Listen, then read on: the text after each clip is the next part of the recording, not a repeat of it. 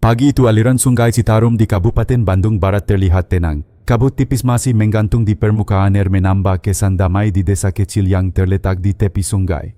Namun kedamaian itu mendadak hancur ketika seorang nelayan setempat melihat sesuatu yang aneh. Sebuah mobil berwarna hitam tampak tenggelam di dekat tikungan sungai, hanya bagian atapnya yang terlihat samar di antara arus. Kabar itu menyebar cepat dari mulut ke mulut. Warga desa berbondong-bondong mendatangi lokasi. Rasa penasaran bercampur rasa takut membuat suasana jadi ricuh.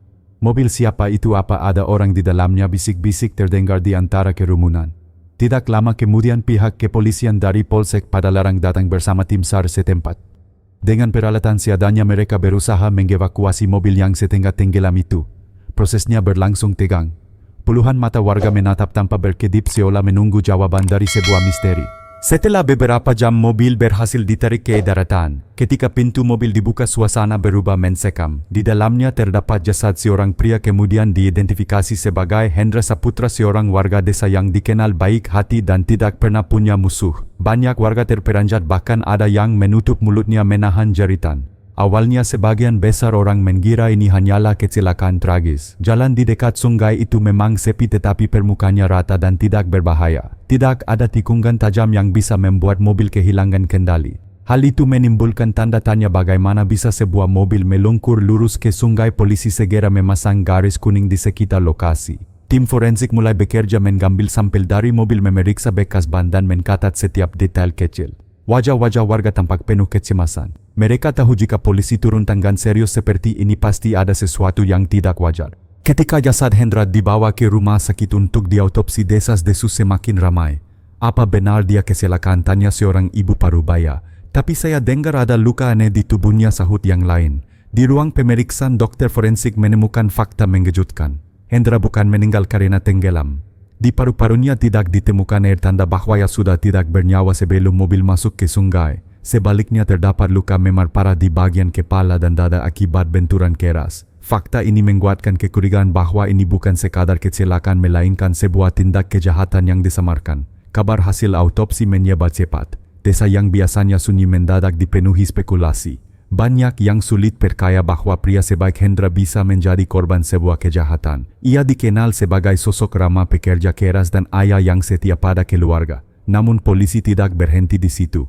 Mereka mulai menyelidiki kehidupan pribadi Hendra, terutama hubungan rumah tangganya dengan istrinya Lestari Wulandari. Dari keterangan beberapa tetangga, belakangan ini Lestari terlihat sering murung menjaga jarak dari suaminya, bahkan ada kabar ia kerap keluar rumah tanpa sepengetahuan Hendra.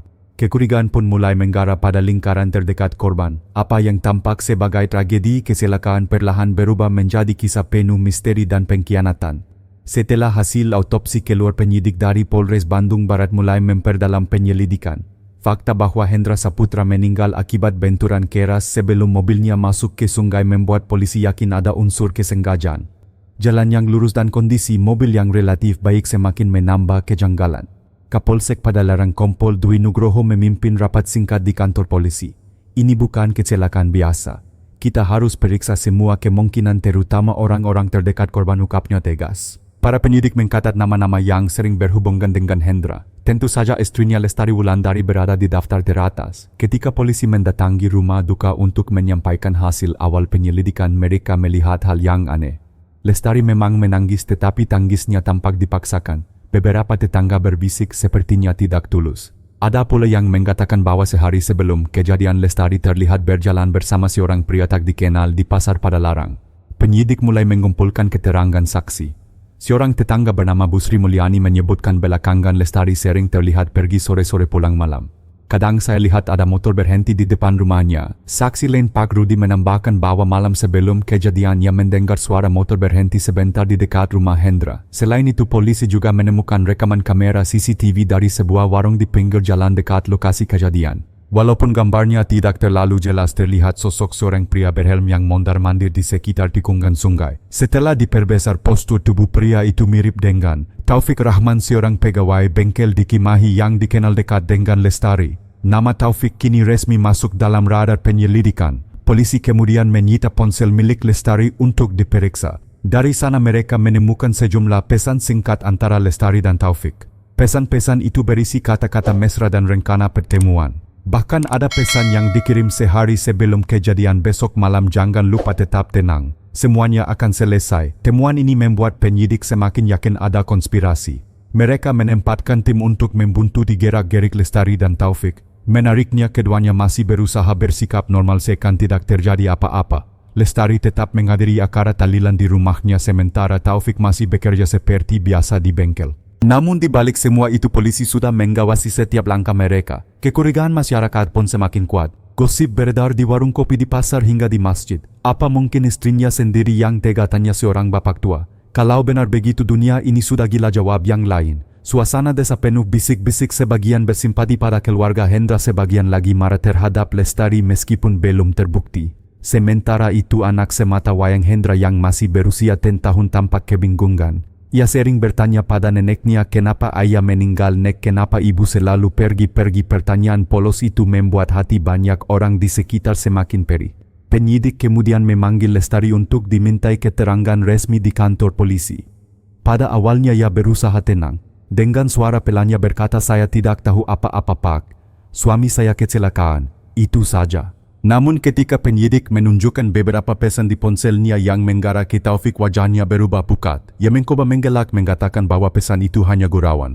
Kompol Dwi tidak langsung menekan. Ia menutup berkas sementara lalu berkata, baik Bu Lestari, kami akan terus mendalami. Saya harap Anda tetap kooperatif. Sambil menunduk, Lestari hanya mengangguk. Di luar ruangan para penyidik sepakat semakin dalam mereka menggali semakin jelas arah kecurigaan. Semua tanda mengarah pada kemungkinan besar bahwa Lestari tidak hanya mengetahui tetapi juga mungkin terlibat langsung dalam tragedi yang menimpa suaminya. Dan di balik bayang-bayang sosok Taufik Rahman mulai muncul sebagai kunci dari misteri ini. Penyelidikan semakin menggerukut. Polisi yakin bahwa kasus kematian Hendra Saputra bukanlah kecelakaan biasa. Untuk memperkuat bukti, mereka menurunkan tim laboratorium forensik dari Polda Jawa Barat guna memeriksa lebih detail kondisi mobil dan jejak di lokasi kejadian. Di bengkel forensik, seorang teknisi menunjukkan hasil analisis sabuk pengaman di kursi pengemudi tidak terkunci saat mobil ditemukan. Padahal Hendra dikenal selalu berhati-hati ketika menyetir. Kalau benar ini kecelakaan, seharusnya sabuk pengaman terpasang.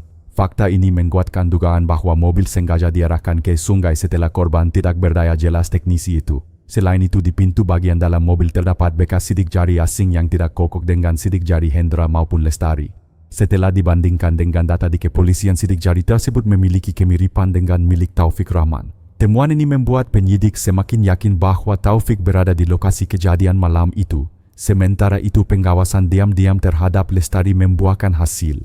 Beberapa hari setelah pemakamannya bertemu Taufik di sebuah warung kecil di Cimahi. Tim intel yang menyamar mencatat percakapan singkat mereka. Lestari berkata dengan suara rendah, kita harus hati-hati.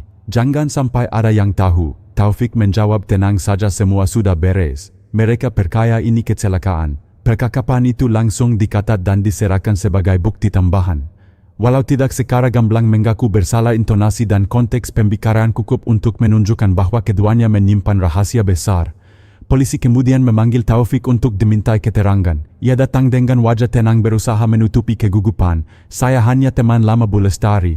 Kami tidak ada hubungan khusus, katanya singkat. Namun ketika penyidik menunjukkan rekaman CCTV yang memperlihatkan sosok mirip dirinya berada di dekat lokasi sungai pada malam kejadian, wajahnya berubah. Ia mulai gelisah, tangannya menggenggam erat kursi tempat ia duduk. Penyidik menambahkan bukti berupa pesan singkat di ponsel Lestari yang menyebut namanya. Kalau hanya teman biasa, mengapa ada pesan seperti ini, besok malam tetap tenang, semua akan selesai, tanya Kompol Dwi dengan nada datar. Taufik terdiam cukup lama sebelum akhirnya berkata, itu hanya candaan. Tidak ada hubungannya dengan kejadian itu. Walau tetap menyangkal, bahasa tubuh Taufik menunjukkan kegelisahan. Ia berkeringat dingin, matanya berputar-putar mencari alasan. Para penyidik yang berpengalaman tahu bahwa ia menyembunyikan sesuatu. Di sisi lain, masyarakat desa semakin gaduh. Kabar dugaan perselingkuhan Lestari dengan Taufik menyebar luas. Warga yang dulu simpati kini mulai marah. Bagaimana mungkin seorang istri tega mengkhianati suaminya sendiri, ujar seorang tokoh masyarakat.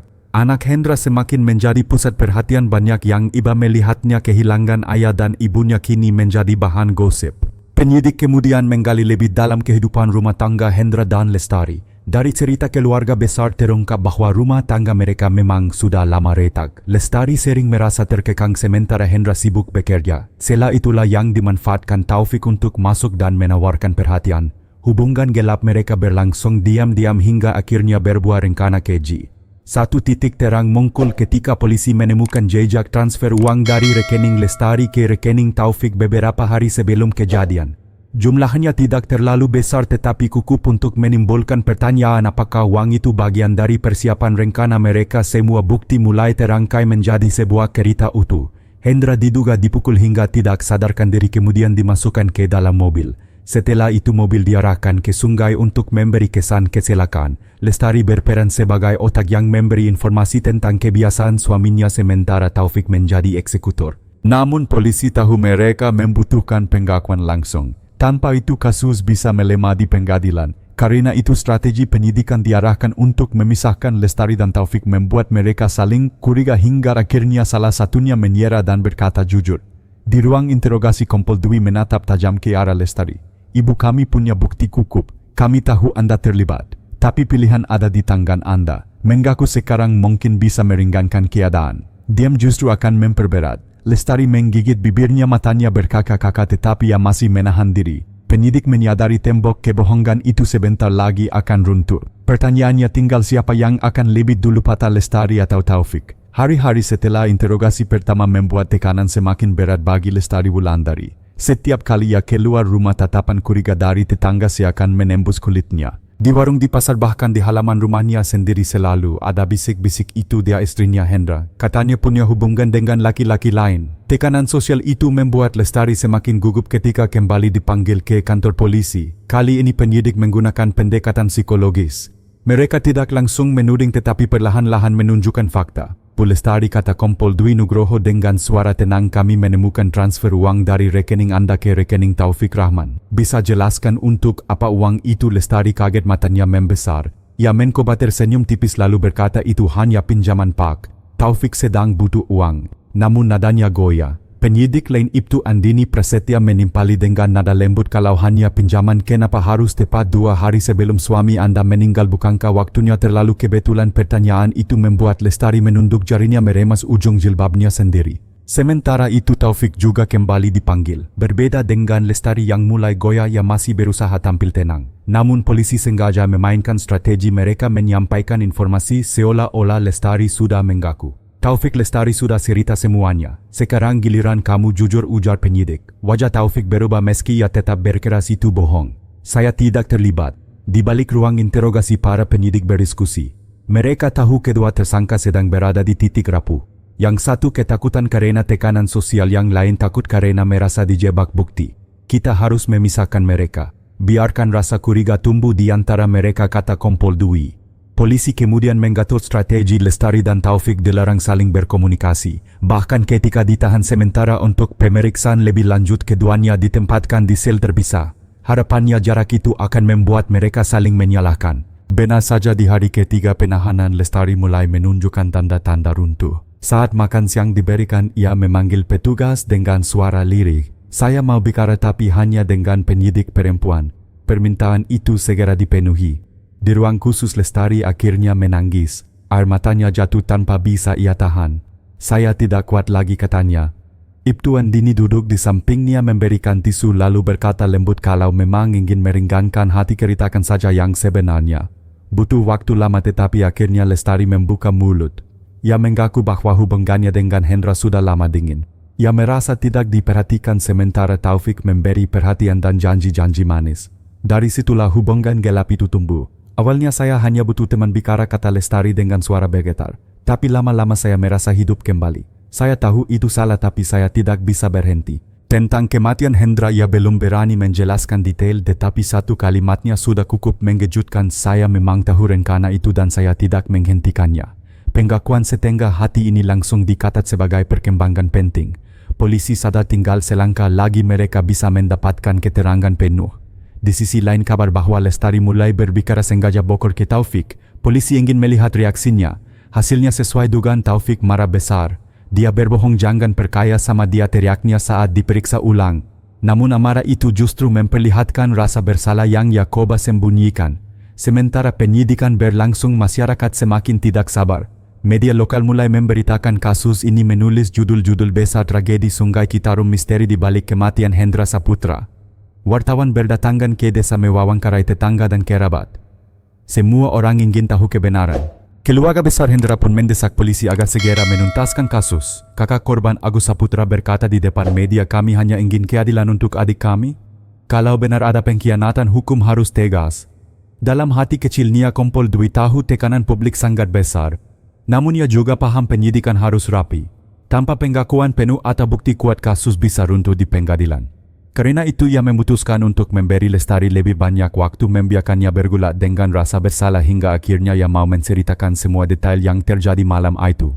Dan benar di ujung malam di dalam sel dingin, Lestari menutup wajah dengan kedua tangannya sambil berbisik lirih, "Ya Tuhan, apa yang sudah aku lakukan?" Setelah pengakuan setengah hati dari Lestari Wulandari, penyidik semakin yakin bahwa kebenaran hanya tinggal menunggu waktu untuk terungkap. Namun mereka membutuhkan kronologi yang jelas bagaimana Hendra bisa kehilangan nyawa, siapa yang berbuat, dan bagaimana mereka menyamarkannya sebagai kecelakaan. Untuk itu interogasi dilanjutkan dengan pendekatan psikologis yang lebih intens. Ibtu Andini kembali menemui Lestari di ruang pemeriksaan.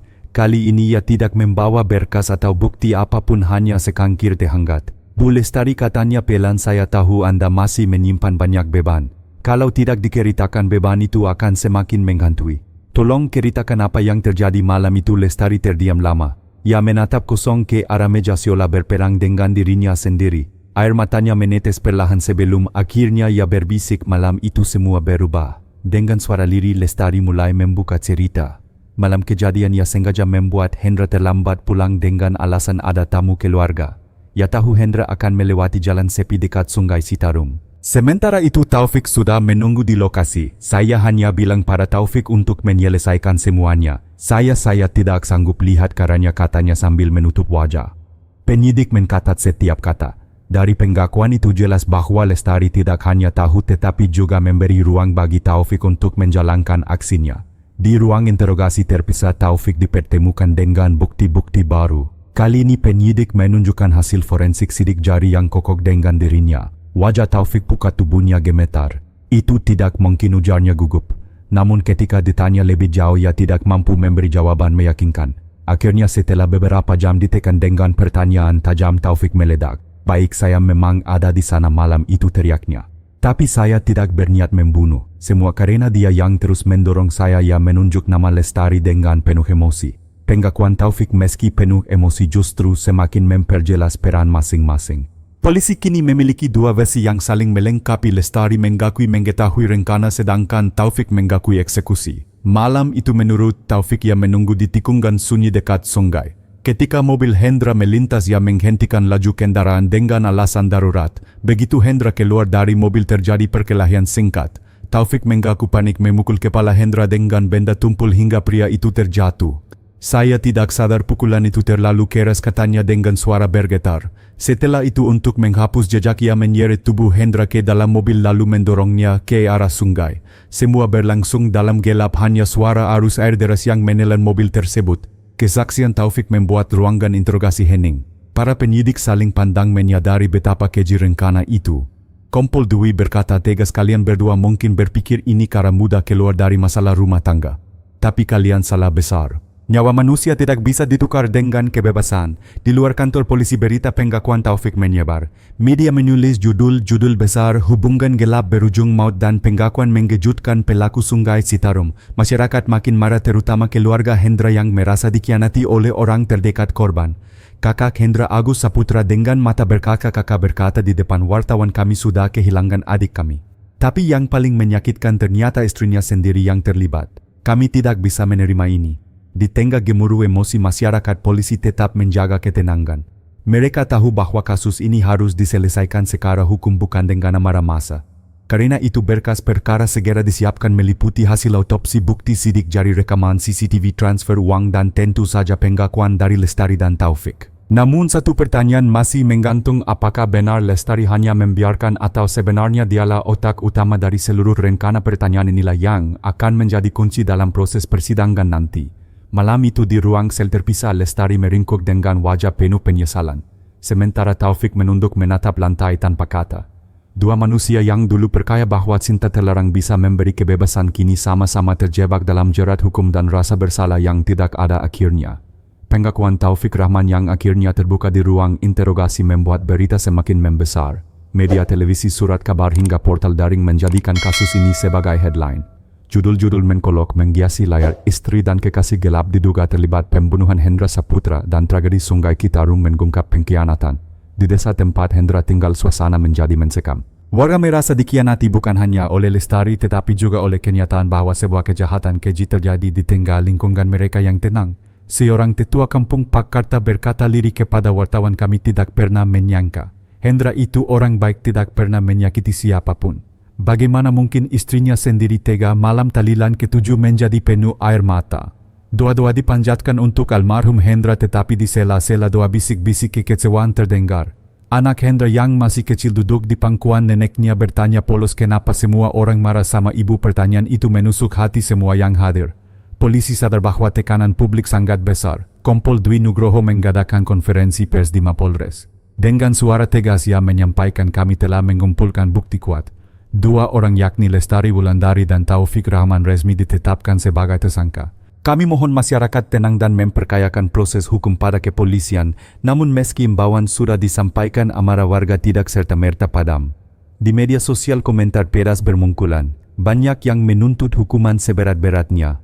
Hukuman mati pantas bagi mereka, tulis seorang pengguna. Yang lain menambahkan ini bukan sekadar kejahatan, ini pengkhianatan terhadap keluarga dan nilai-nilai kemanusiaan. Sementara itu penyidik terus menggali lebih dalam untuk menguatkan konstruksi hukum. Mereka menemukan bahwa komunikasi antara Lestari dan Taufik bukan sekadar hubungan asmara melainkan sudah merancang detail rencana. Dari percakapan ponsel jelas bahwa Lestari memberikan informasi mengenai kebiasaan Hendra jam pulang kerja, rute yang biasa dilalui, bahkan kondisi kesehatan suaminya. Dia bukan hanya tahu tapi aktif memberi informasi tegas itu andini saat memaparkan hasil penyidikan internal.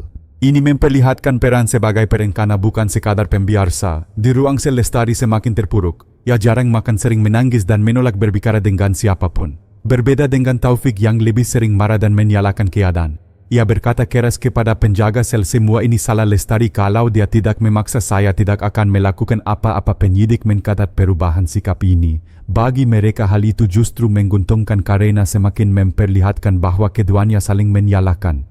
Dengan begitu di persidangan nanti hakim dapat melihat jelas bahwa mereka sama-sama terlibat. Di sisi lain keluarga besar Hendra menuntut keadilan. Agus Saputra, kakak korban, mendatangi kantor polisi bersama beberapa anggota keluarga. Dengan mata sembab ia berkata, "Kami percaya pada polisi tapi kami ingin hukuman seberat mungkin. Jangan sampai ada celah bagi mereka untuk lolos." Kompol Dwi menerima kedatangan keluarga itu dengan penuh empati. Ia berjanji, "Kami akan mengawal kasus ini sampai tuntas. Semua bukti sudah kami kumpulkan. Proses hukum akan berjalan transparan." Hari demi hari pemberitaan tidak reda. Wartawan berkemah di depan kantor polisi menunggu perkembangan terbaru. Bahkan ada stasiun televisi yang menayangkan liputan khusus tentang tragedi Sungai Citarum. Di masyarakat kasus ini menjadi bahan renungan. Banyak keluarga mulai membicarakan pentingnya menjaga komunikasi dalam rumah tangga agar tidak terjadi perselingkuhan yang berujung fatal. Seorang ustaz di masjid desa bahkan menyampaikan khutbah Jumat bertema kesetiaan dan tanggung jawab dalam pernikahan, menyinggung secara halus kasus Hendra. Pada akhirnya berkas penyidikan dinyatakan lengkap. Jaksa penuntut umum menerima kasus ini untuk dilimpahkan ke pengadilan. Hari sidang pertama pun dijadwalkan di Pengadilan Negeri Bandung. Kabar itu membuat masyarakat semakin menunggu dengan penuh harap bagaimana kebenaran akan dipaparkan di depan hakim dan hukuman apa yang akan dijatuhkan pada Lestari dan Taufik. Bagi keluarga korban, pengadilan bukan sekadar formalitas. Itu adalah jalan terakhir untuk menegakkan keadilan bagi Hendra Saputra, pria sederhana yang hidupnya direnggut oleh pengkhianatan orang yang seharusnya paling ia percayai. Hari sidang yang ditunggu-tunggu akhirnya tiba. Sejak pagi halaman Pengadilan Negeri Bandung sudah dipadati warga. Jalan di depan gedung sempat macet karena banyaknya masyarakat dan awak media yang ingin menyaksikan langsung jalannya persidangan. Polisi memasang barikade dan menggerakkan puluhan personel untuk menjaga ketertiban. Di ruang sidang suasana tegang terasa sejak hakim memasuki ruangan. Majelis hakim yang dipimpin Hakim Ketua Bapak Surya Pranata menggetuk palu 3 kali menandai dibukanya sidang kasus kematian Hendra Saputra. Jaksa penuntut umum JPU membacakan dakwaan dengan suara lantang. Terdakwa Lestari Wulandari bersama terdakwa Taufik Rahman dengan sengaja dan terencana menghilangkan nyawa Hendra Saputra dengan maksud menyamarkan perbuatan mereka sebagai kecelakaan lalu lintas. Perbuatan ini sebagaimana diatur dan diancam pidana dalam pasal 340 QHP tentang pembunuhan berencana. Kata demi kata dakwaan menggema di ruang sidang. Wajah Lestari tampak pucat, matanya menunduk sementara Taufik menggetakkan gigi berusaha menahan emosi. Di bangku pengunjung, keluarga Hendra menangis pelan memegang erat foto almarhum. Setelah dakwaan dibacakan, giliran jaksa memaparkan bukti-bukti. Dari hasil autopsi dinyatakan Hendra meninggal akibat benturan benda tumpul sebelum mobil masuk ke sungai. Bukti sidik jari Taufik yang ditemukan di pintu mobil, rekaman CCTV yang memperlihatkan sosok mirip dirinya di lokasi kejadian serta percakapan pesan singkat antara Lestari dan Taufik semuanya diperlihatkan di layar proyektor ruang sidang. Bukti-bukti ini, ujar jaksa, menunjukkan bahwa kedua terdakwa bukan hanya mengetahui melainkan secara aktif merencanakan dan melaksanakan tindak pidana ini.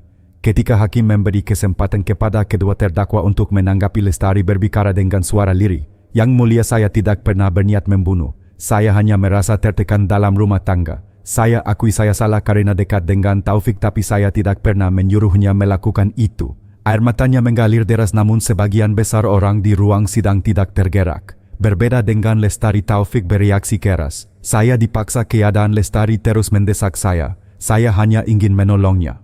Kalau saya tahu akhirnya begini, saya tidak akan pernah melakukannya, katanya dengan suara bergetar. Hakim menatap keduanya tajam. Pengadilan ini bukan tempat untuk saling menyalahkan. Fakta akan berbicara. Sesi berikutnya menghadirkan saksi-saksi.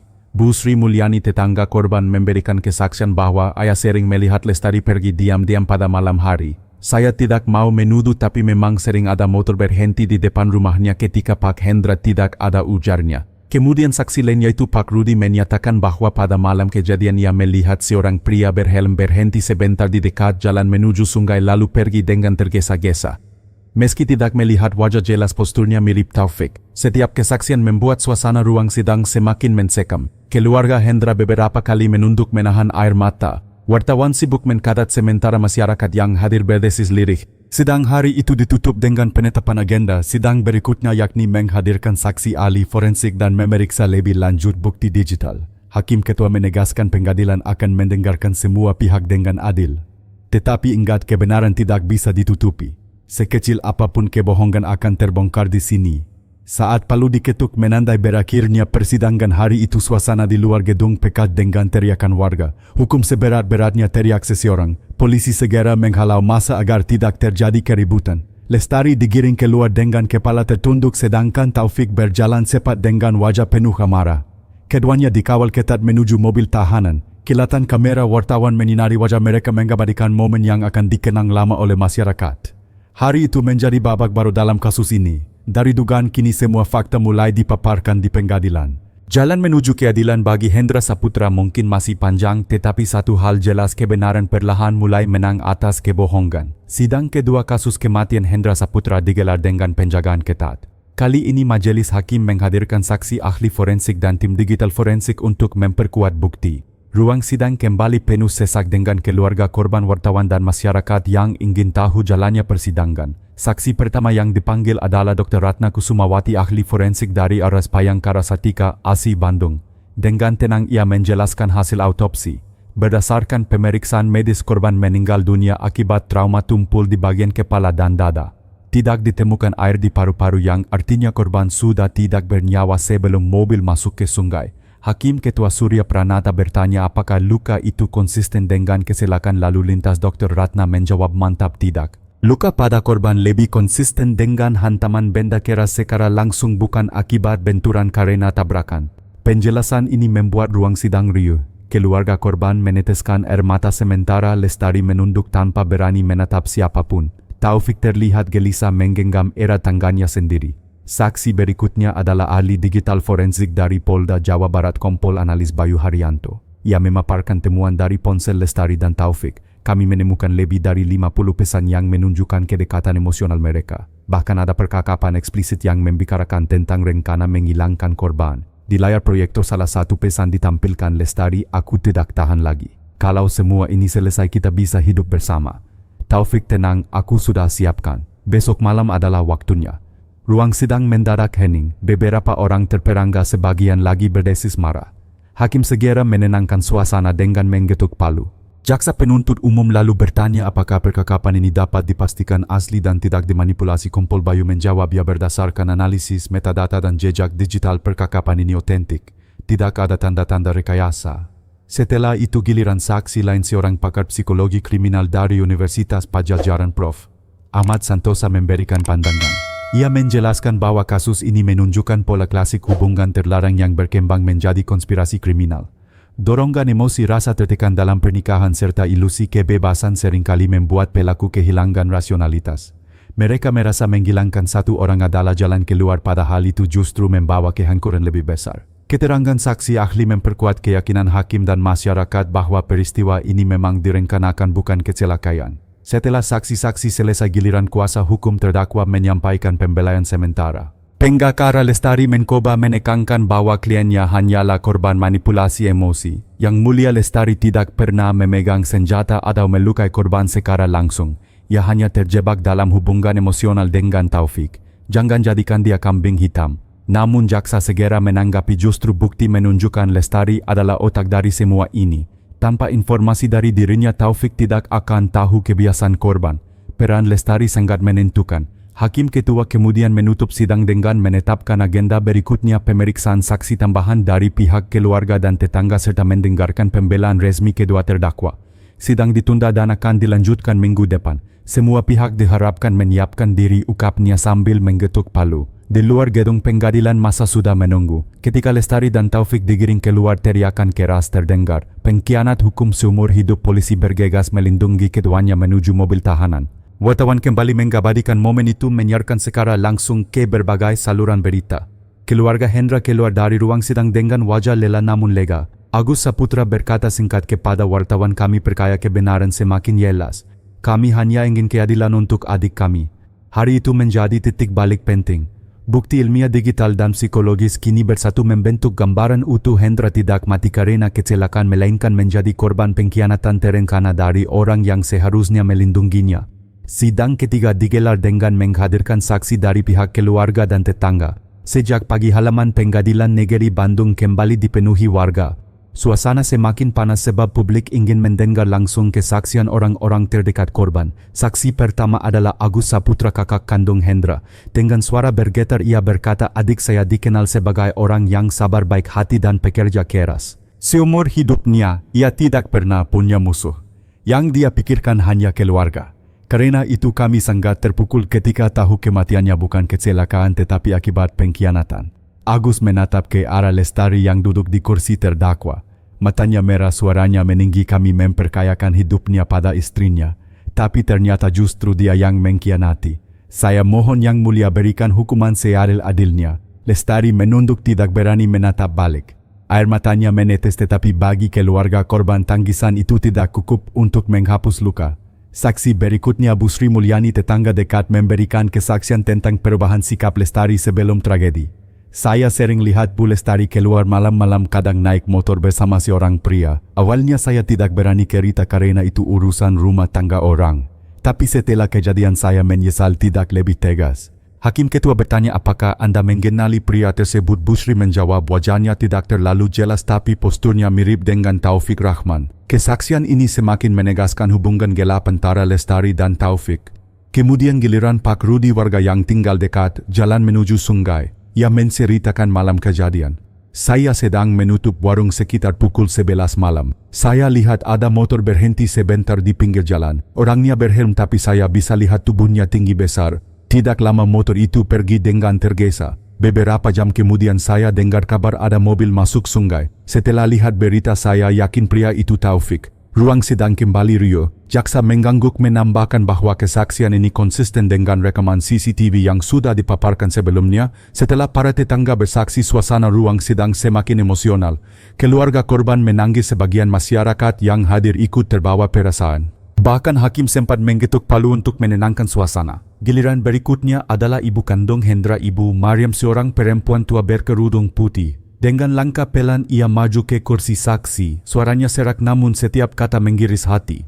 "Hendra adalah anak yang selalu berbakti. Dia sering mengirim uang untuk saya meski hidupnya sederhana. Saya tidak pernah menyangka menantuku sendiri yang tega merencanakan kematiannya. Ia berhenti sejenak menahan tangis. Ruang sidang hening hanya terdengar isak pelan.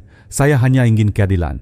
Tidak ada lagi yang bisa mengembalikan anak saya. Tapi setidaknya hukum harus memberi pelajaran. Supaya tidak ada lagi istri yang mengkhianati suaminya seperti ini. Kata-kata Ibu Mariam membuat banyak orang di ruang sidang menitikkan air mata. Hakim bahkan memberi waktu sebentar untuk menenangkan saksi sebelum melanjutkan persidangan. Di sisi terdakwa Taufik tampak gusar. Ia berulang kali menggeleng seolah ingin membantah tetapi penggakarannya menepuk bahu memberi isyarat agar ia diam. Lestari semakin terpuruk wajahnya pucat pasi. Setelah semua saksi keluarga dan tetangga selesai memberikan keterangan jaksa penuntut umum menegaskan kembali posisi hukum. Yang mulia kesaksian hari ini menunjukkan bahwa hubungan terlarang dan konspirasi kedua terdakwa sudah berlangsung lama. Mereka tidak hanya khilaf sesaat tetapi dengan sadar menyusun rencana. Korban adalah pria yang dikenal baik dan masyarakat membenarkan hal itu. Kejahatan ini sungguh melukai nurani. Kuasa hukum terdakwa mencoba meredam dengan menyatakan bahwa kesaksian saksi penuh emosi sehingga bisa saja bias. Namun hakim menegaskan emosi wajar muncul tetapi fakta tidak bisa dihapus. Semua keterangan akan dinilai bersama bukti. Sidang hari itu ditutup dengan ketegangan yang semakin memuncak. Masa di luar gedung berteriak lantang hukum mati. Pengkhianat polisi kembali berjaga ekstra untuk memastikan tidak ada kerusuhan. Bagi keluarga Hendra hari itu menjadi ajang pembuktian bahwa masyarakat berada di pihak mereka. Bagi Lestari dan Taufik sidang itu adalah bayangan gelap yang semakin nyata. Kebohongan mereka perlahan-lahan terkoyak dan kebenaran berdiri tegak di depan mata. Sidang keempat dibuka dengan agenda pemeriksaan saksi ahli tambahan serta adu argumen antara jaksa penuntut umum JPU dan kuasa hukum terdakwa. Seperti sidang-sidang sebelumnya, ruang sidang penuh sesak. Publik menunggu dengan tegang apakah hari ini kebenaran akan semakin jelas atau justru muncul keraguan baru. Majelis Hakim yang dipimpin Hakim Surya Pranata mempersilakan JPU memulai.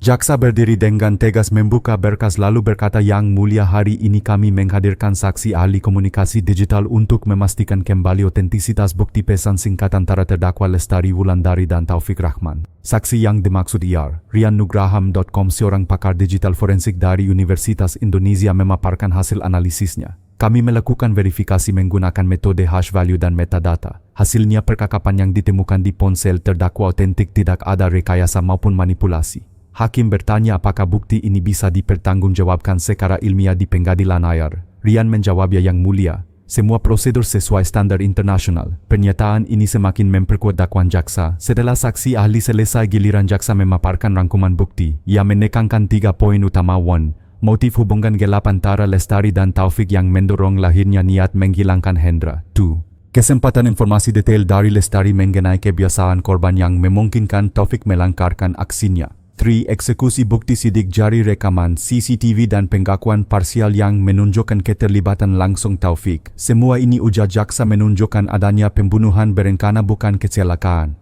Oleh karena itu kami menuntut hukuman maksimal sesuai hukum yang berlaku. Kuasa hukum terdakwa kemudian berdiri mencoba membela.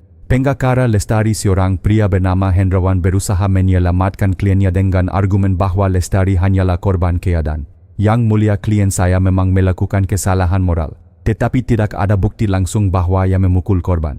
Tindakan itu murni dilakukan Taufik Rahman. Jangan sampai wanita ini dijatuhi hukuman sama beratnya dengan pelaku utama. Sementara itu penggakara Taufik bernama Samsul Bahri menyatakan bahwa kliennya hanya terpancing emosi. Taufik tidak merencanakan pembunuhan. Ia hanya panik ketika terjadi pertengkaran. Jadi unsur berencana tidak terpenuhi. Jaksa segera menanggapi dengan nada tajam. Kedua pembela mencoba memisahkan peran padahal bukti menunjukkan mereka bekerja sama. Tanpa Lestari, Taufik tidak akan tahu kapan dan di mana harus menyerang. Tanpa Taufik, Lestari tidak akan punya alat untuk melaksanakan niatnya. Keduanya sama-sama bersalah. Suasana ruang sidang semakin panas. Publik yang hadir berdesis sebagian besar mendukung jaksa. Hakim beberapa kali menggetuk palu untuk menenangkan ruangan. Di kursi terdakwa, Lestari menangis tersedu-sedu. Ia mencoba meyakinkan, saya tidak pernah meminta dia membunuh. Saya hanya ingin bebas. Tangisnya menggema, namun wajah keluarga Hendra tetap keras. Bagi mereka air mata itu tidak bisa menebus kehilangan. Taufik di sisi lain menatap kosong ke arah lantai. Ia tampak pasrah seakan menyadari bahwa semua jalan keluar telah tertutup. Menjelang akhir sidang, hakim memberi kesempatan terakhir pada kedua terdakwa untuk menyampaikan pernyataan singkat. Lestari berkata dengan suara parau, "Saya menyesal. Saya salah besar. Saya mohon ampun kepada keluarga almarhum." Sementara Taufik hanya berucap singkat, "Saya juga menyesal. Tapi semua ini terjadi karena cinta yang salah arah." Hakim kemudian menutup sidang dengan pernyataan majelis akan mempertimbangkan seluruh bukti dan keterangan. Agenda berikutnya adalah pembacaan tuntutan resmi dari jaksa penuntut umum. Palu diketuk 3 kali menandai berakhirnya sidang hari itu. Di luar gedung, masa yang menunggu meneriakan yel-yel menuntut hukuman maksimal. Polisi kembali mengawal ketat agar tidak terjadi kerusuhan. Hari itu meninggalkan kesan mendalam sebuah pertarungan argumentasi yang sengit, tetapi bukti-bukti yang telah dipaparkan tampak lebih kuat daripada segala pembelaan. Jalan menuju keadilan bagi Hendra semakin terbuka. Hari sidang berikutnya menjadi salah satu momen paling dinantikan publik. Pembacaan tuntutan jaksa penuntut umum JPU. Sejak subuh halaman Pengadilan Negeri Bandung sudah dipenuhi massa. Banyak warga rela berdiri berjam-jam hanya untuk mendengar tuntutan apa yang akan dijatuhkan kepada Lestari Wulandari dan Taufik Rahman. Ketika sidang dimulai, suasana hening. Hakim Ketua Surya Pranata membuka persidangan dengan ketukan palu. "Hari ini kita mendengar tuntutan dari jaksa penuntut umum. Silakan," ukapnya singkat. Jaksa berdiri dengan berkas tebal di tangannya. Dengan suara tegas ia berkata, "Yang mulia, berdasarkan fakta persidangan, keterangan saksi, bukti forensik serta pengakuan para terdakwa, kami menyimpulkan bahwa tindak pidana yang dilakukan bukan kecelakaan melainkan pembunuhan berencana." Jaksa kemudian membacakan satu persatu dasar tuntutan. 1. Motif dan niat Lestari menjalin hubungan gelap dengan Taufik dan merasa tidak bahagia dalam rumah tangganya. Dari percakapan ponsel terbukti bahwa keduanya mendiskusikan cara menghilangkan korban. 2. Persiapan Lestari memberikan informasi detail mengenai kebiasaan Hendra sedangkan Taufik menyiapkan eksekusi. 3. Eksekusi Hendra dipukul hingga tidak berdaya, kemudian mobilnya diarahkan ke sungai untuk memberi kesan kecelakaan. 4. Upaya menutupi setelah kejadian, Lestari berpura-pura berduka sementara Taufik berusaha bersikap normal seakan tidak terjadi apa-apa. Semua unsur pasal 340 Kohab tentang pembunuhan berencana terpenuhi, tegas jaksa. Ruang sidang riuh, sebagian warga berbisik, sebagian lagi mengangguk setuju. Kemudian jaksa melanjutkan, "Atas dasar itu kami menuntut terdakwa Taufik Rahman dijatuhi hukuman mati karena terbukti sebagai eksekutor utama yang dengan sadar menghilangkan nyawa korban. Terdakwa Lestari Wulandari dijatuhi hukuman seumur hidup karena berperan sebagai perencana dan pendorong terjadinya tindak pidana ini." Begitu tuntutan dibacakan, ruang sidang bergemuruh. Keluarga Hendra berpelukan sambil menangis lega. Di bangku masyarakat terdengar sorakan setuju hukuman setimpal. Polisi segera menenangkan kerumunan agar persidangan tetap kondusif. Lestari langsung menangis histeris. Ia berteriak, "Tolong jangan seumur hidup. Saya masih punya anak. Saya mohon kasihanilah anak saya." Tangisannya menggema, tetapi banyak orang menatapnya dengan dingin. Sementara itu Taufik hanya terdiam. Wajahnya pucat, matanya kosong. Ia tidak lagi membantah, seakan sudah pasrah menerima nasib. Hakim Ketua menenangkan suasana. Terdakwa berhak mengajukan pembelaan. Sidang berikutnya adalah mendengarkan pledoi dari kuasa hukum masing-masing. Untuk hari ini sidang selesai. Palu diketuk 3 kali. Di luar gedung, media langsung menyiarkan berita dengan judul besar, "Jaksa tuntut hukuman mati untuk Taufik, seumur hidup untuk Lestari." Warga yang menunggu di luar berteriak puas meski sebagian tetap berharap keduanya sama-sama mendapat hukuman mati. Keluarga Hendra memberikan pernyataan singkat. Agus Saputra dengan mata berkakak-kakak berkata, "Kami lega dengan tuntutan ini. Meski tidak akan mengembalikan adik saya, setidaknya keadilan mulai ditegakkan." Namun bagi Lestari tuntutan itu terasa seperti palu kematian. Di ruang tahanan sementara ia terus meratap. "Saya hanya ingin bebas dari penderitaan rumah tangga, bukan ingin jadi pembunuh," katanya berulang-ulang. Tetapi semua sudah terlambat. Masyarakat pun menyadari cinta terlarang dan ambisi egois bisa menjerumuskan manusia pada jurang kehancuran. Hari itu sidang bukan hanya menjadi panggung hukum melainkan juga cermin bagi semua yang hadir tentang bahaya pengkhianatan dan keserakahan. Sidang kelima digelar dengan agenda mendengarkan pledoi atau nota pembelaan dari kuasa hukum kedua terdakwa. Suasana di ruang sidang tetap padat. Wartawan, masyarakat hingga mahasiswa hukum memenuhi kursi pengunjung untuk menyaksikan bagaimana pengacara berusaha menyelamatkan klien mereka dari tuntutan berat. Hakim Ketua Surya Pranata membuka sidang dengan suara tegas. "Hari ini kita akan mendengarkan pembelaan dari penasihat hukum. Silakan dimulai." Pengacara Lestari Wulandari yakni Hendrawan berdiri. Ia mengenakan jas hitam rapi dengan map tebal di tangannya. Dengan suara lantang ia menyampaikan, "Yang mulia, klien saya memang bersalah secara moral karena menjalin hubungan terlarang. Namun kesalahan moral tidak otomatis berarti kesalahan pidana berat. Tidak ada bukti bahwa klien saya secara langsung memukul korban. Ia tidak berada di lokasi ketika peristiwa terjadi. Oleh karena itu kami memohon agar majelis hakim mempertimbangkan peran Lestari hanya sebagai pihak yang lalai bukan pelaku utama. Ia melanjutkan dengan nada lebih emosional. Selain itu Lestari adalah seorang ibu. Ia masih memiliki anak kecil yang membutuhkan kasih sayang. Menjatuhkan hukuman seumur hidup berarti merenggut masa depan seorang anak. Mohon pertimbangkan sisi kemanusiaan ini. Beberapa pengunjung menggeleng tidak setuju, sebagian lagi terdiam. Di kursi keluarga korban wajah Agus Saputra memerah. Ia menahan diri agar tidak berteriak. Selanjutnya giliran pengacara Taufik Rahman Samsul Bahri maju ke depan. Ia mencoba membela dengan pendekatan berbeda. Yang Mulia benar Taufik ada di tempat kejadian, namun tindakan yang dilakukan bukanlah hasil perencanaan matang. Itu terjadi karena situasi spontan saat terjadi pertengkaran. Pukulan yang mengenai korban adalah reaksi emosional bukan rencana membunuh. Karena itu pasal pembunuhan berencana seharusnya tidak diterapkan. Samsul juga menekankan bahwa Taufik selama ini dikenal sebagai pekerja bengkel yang rajin dan tidak pernah terlibat kasus kriminal. Ia terjerumus karena cinta buta, bukan karena niat jahat sejak awal. Setelah pembelaan selesai, jaksa penuntut umum segera memberikan tanggapan. Yang Mulia, alasan-alasan pembelahan ialah upaya meringankan hukuman. Fakta persidangan jelas menunjukkan adanya niat perencanaan dan kerjasama antara kedua terdakwa. Percakapan digital membuktikan bahwa mereka menyusun skenario jauh hari sebelum kejadian. Dengan demikian pledoi ini tidak mengubah fakta hukum.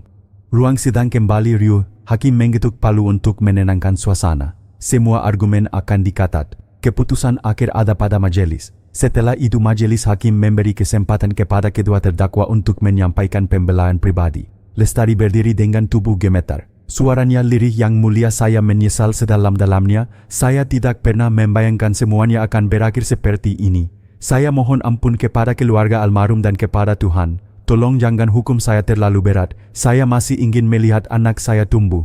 Air matanya mengalir deras. Taufik kemudian maju. Dengan wajah muram ia berkata, saya menyesal. Saya memang salah karena menuruti emosi. Saya mencintai Lestari dan cinta itu membuat saya gelap mata. Tapi saya tidak pernah berniat menjadi pembunuh.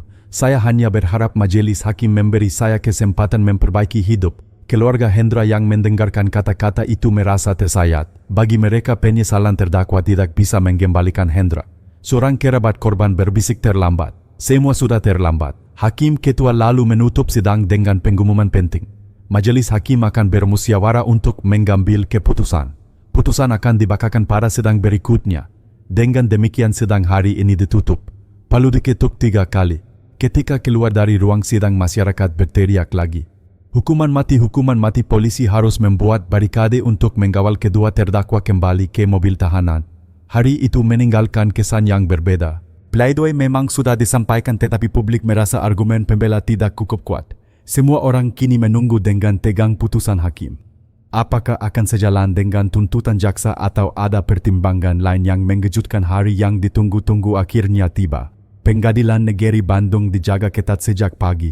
Polisi memasang barikade di depan gerbang, sementara ratusan warga berdesakan ingin menyaksikan sidang pembacaan putusan kasus kematian Hendra Saputra. Media televisi menyiarkan langsung suasana dari halaman pengadilan. Ruang sidang penuh sesak. Keluarga korban duduk di barisan depan memegang foto almarhum Hendra. Di kursi terdakwa Lestari Wulandari tampak pucat pasi, sementara Taufik Rahman hanya menunduk dengan wajah muram. Tepat pukul 10 pagi, majelis hakim yang dipimpin Hakim Surya Pranata memasuki ruangan. Dengan suara lantang ia membuka persidangan. Sidang hari ini dengan agenda pembacaan putusan terhadap terdakwa Lestari Wulandari dan Taufik Rahman kami nyatakan dibuka untuk umum. Suasana mendadak hening. Semua mata tertuju pada majelis hakim. Hakim ketua mulai membacakan amar putusan yang panjang. Ia merinci satu persatu fakta yang terungkap di persidangan. Hasil autopsi yang menunjukkan korban sudah meninggal sebelum mobil masuk ke sungai, bukti sidik jari Taufik, rekaman CCTV hingga percakapan digital antara kedua terdakwa. Fakta-fakta ini tidak terbantahkan dan menunjukkan adanya perencanaan matang, ujarnya tegas. Kemudian hakim menyinggung soal motif. Hubungan gelap antara terdakwa Lestari dan terdakwa Taufik menjadi pendorong lahirnya niat jahat. Rasa tidak puas dalam rumah tangga tidak dapat dijadikan alasan untuk merenggut nyawa orang lain. Setelah membacakan pertimbangan, hakim masuk pada bagian yang paling dinantikan putusan. Dengan suara mantap ia berkata, "Wan, terdakwa Taufik Rahman terbukti secara sah dan meyakinkan bersalah melakukan pembunuhan berencana. Majelis Hakim menjatuhkan pidana hukuman mati. 2. Terdakwa Lestari Wulandari terbukti bersalah sebagai perencana dan pendorong tindak pidana. Majelis Hakim menjatuhkan pidana penjara seumur hidup. Begitu kata-kata itu terungkap ruang sidang PK dengan berbagai reaksi. Keluarga korban menangis sambil berpelukan. Agus Saputra bersujud syukur lalu berkata lantang keadilan akhirnya ditegakkan untuk adik saya. Di sisi lain Lestari menjerit histeris. Tolong Yang Mulia, saya mohon, saya masih punya anak yang mencoba berdiri tetapi petugas segera menahannya. Sementara itu Taufik hanya terdiam, wajahnya kaku seolah seluruh tenaga sudah hilang. Masyarakat yang hadir bersorak, sebagian bertepuk tangan, sebagian lagi berteriak. Setimpal keadilan ditegakkan, polisi harus menenangkan kerumunan agar sidang tetap kondusif. Hakim Ketua menutup sidang dengan kalimat yang menusuk hati. Majelis Hakim berharap putusan ini menjadi pelajaran berharga. Cinta yang dibangun di atas pengkhianatan tidak pernah membawa kebahagiaan. Hukum harus ditegakkan agar masyarakat percaya bahwa kebenaran akan selalu menang. Palu diketuk 3 kali menandai berakhirnya sidang. Di luar gedung suasana penuh emosi. Wartawan berlari menyiarkan kabar putusan. Judul besar langsung menghiasi layar. Hakim vonis mati Taufik Rahman seumur hidup untuk Lestari Wulandari. Keluarga Hendra keluar dari pengadilan dengan wajah lega meski tetap berduka. Ibu Mariam, ibu korban yang sudah sepuh, berkata lirih, anak saya memang tidak akan kembali. Tapi setidaknya saya tahu hukum masih ada di negeri ini. Bagi masyarakat, putusan itu dianggap sebagai kemenangan moral. Mereka merasa pengadilan telah memberikan keadilan yang sepadan dengan kejahatan yang terjadi. Namun bagi Lestari dan Taufik, hari itu adalah akhir dari semua harapan. Hidup mereka tidak lagi sama. Di sel tahanan, Lestari terus menangis memanggil nama anaknya. Taufik duduk diam menatap dinding tanpa kata. Dua insan yang dulu perkaya cinta terlarang bisa memberi kebebasan kini terjebak dalam jerat hukum yang tidak bisa mereka hindari. Hari itu tercatat dalam ingatan masyarakat sebagai salah satu sidang paling menggemparkan di Bandung. Sebuah kisah tentang cinta, pengkhianatan dan keadilan yang akhirnya ditegakkan. Putusan hakim terhadap Lestari Wulandari dan Taufik Rahman menjadi perbincangan luas di seluruh negeri. Media nasional menyoroti kasus ini selama berminggu-minggu. Program televisi, surat kabar hingga media sosial dipenuhi komentar masyarakat. Banyak yang lega karena keadilan ditegakkan, tetapi tidak sedikit pula yang merasa sedih melihat bagaimana sebuah keluarga hancur akibat pengkhianatan. Di desa tempat Hendra tinggal, suasana perlahan kembali normal meskipun luka batin belum sepenuhnya sembuh. Warga kerap membicarakan kasus ini sebagai pelajaran berharga. Di warung kopi seorang bapak tua berkata, ini bukti bahwa cinta terlarang hanya membawa petaka. Seorang ibu menimpali, benar, kalau ada masalah rumah tangga selesaikan baik-baik. Jangan sampai setan menggoda hingga merusak semuanya. Keluarga Hendra berusaha bangkit. Agus Saputra kini menjadi figur pelindung bagi anak Hendra yang masih kecil. Saya berjanji akan membesarkan dia dengan kasih sayang supaya tidak merasa kehilangan sepenuhnya, ujar Agus di depan wartawan. Dukungan dari tetangga dan masyarakat membuat keluarga korban sedikit terhibur. Sementara itu Lestari menjalani hari-harinya di penjara wanita dengan penuh penyesalan. Setiap malam ia menangis memikirkan anaknya yang tumbuh tanpa dirinya. Surat-surat yang ia tulis penuh dengan kalimat penyesalan, andai waktu bisa diulang aku tidak akan pernah mengkhianati keluarga. Semua ini salahku, tetapi penyesalan itu datang terlambat. Di sisi lain Taufik mendekam di sel khusus menunggu proses eksekusi hukuman mati. Ia lebih banyak diam, jarang berinteraksi dengan napi lain. Dalam salah satu pemeriksaan terakhir ia hanya berkata singkat, saya sudah pasrah, semoga Tuhan mengampuni dosa saya. Kasus ini menimbulkan diskusi luas di kalangan akademisi dan pemuka agama. Para ahli hukum menekankan bahwa pengadilan telah memberi putusan sesuai fakta. Sementara para pemuka agama menjadikannya contoh dalam khotbah dan ceramah pentingnya menjaga kesetiaan, menghindari perselingkuhan dan menyelesaikan masalah rumah tangga dengan cara yang benar. Perselingkuhan tidak hanya menghancurkan dua orang tetapi juga merusak keluarga besar dan bahkan masyarakat, ujar seorang ustaz dalam khutbah Jumat di desa tersebut. Jika ada masalah, bicarakan. Jika tidak bisa pisahkan secara baik-baik, jangan biarkan nafsu menguasai hingga berakhir pada kejahatan. Bagi masyarakat luas, tragedi Sungai Citarum menjadi peringatan keras. Banyak keluarga yang mulai memperkuat komunikasi, saling terbuka dan berusaha lebih setia. Para orang tua juga mengingatkan anak-anak muda bahwa cinta sejati tidak boleh dibangun di atas penderitaan orang lain. Meski keadilan sudah ditegakkan, luka hati tetap memberas. Anak Hendra akan tumbuh besar tanpa ayah dan dengan stigma tentang ibunya. Namun masyarakat bertekad untuk melindunginya agar ia tidak menanggung dosa orang tuanya. Anak itu tidak bersalah, kita harus menjaganya, kata Bu Sri Mulyani, tetangga yang dulu menjadi saksi. Di ruang publik, tragedi ini dikenang sebagai kisah pahit tentang bagaimana nafsu dan pengkhianatan bisa menghancurkan segalanya, cinta keluarga bahkan masa depan. Banyak orang mengatakan kalau saja Lestari memilih jalan perceraian yang sah atau Taufik memilih menjauh, semua ini tidak akan terjadi. Hari-hari berlalu tetapi gema kasus ini tetap terasa. Ia menjadi pengingat bahwa hukum selalu menemukan jalan untuk menyingkap kebenaran sekuat apapun upaya menutupinya. Pada akhirnya kebohongan tidak pernah abadi. Bagi keluarga Hendra, meskipun kehilangan itu tidak tergantikan, mereka merasa lega bahwa keadilan ditegakkan. Mereka hanya berharap masyarakat mengambil hikmah agar tidak ada lagi keluarga yang hancur karena pengkhianatan. Seperti yang diungkapkan Hakim Surya dalam putusan akhir, cinta yang berlandaskan pengkhianatan tidak akan pernah membawa kebahagiaan. Ia hanya akan membawa kehancuran. Semoga perkara ini menjadi pelajaran bagi kita semua. Kasus tragis ini mengajarkan bahwa pengkhianatan dan nafsu sesaat hanya akan membawa kehancuran. Masalah dalam rumah tangga seharusnya diselesaikan dengan dialog, kesabaran dan jalan hukum yang benar, bukan dengan kekerasan atau jalan pintas. Setiap keputusan yang lahir dari amarah dan ego hanya akan melukai banyak orang, pasangan, anak, keluarga besar, bahkan masyarakat sekitar. Kita juga belajar bahwa kesetiaan dan komunikasi adalah fondasi utama dalam pernikahan dan hubungan manusia. Tanpa itu, benih kecurigaan dan perselingkuhan bisa tumbuh menjadi tragedi besar. Maka hargailah orang-orang terdekat, jangan biarkan masalah kecil berubah menjadi luka yang tak bisa disembuhkan. Jika Anda merasa cerita ini memberi pelajaran berharga, dukung terus kanal ini dengan cara tekan tombol subscribe, aktifkan lonceng notifikasi, beri like dan bagikan video ini kepada orang-orang terdekat Anda. Setiap dukungan dari Anda membuat kami semakin bersemangat menghadirkan kisah nyata penuh makna yang bisa menjadi cermin kehidupan bagi kita semua.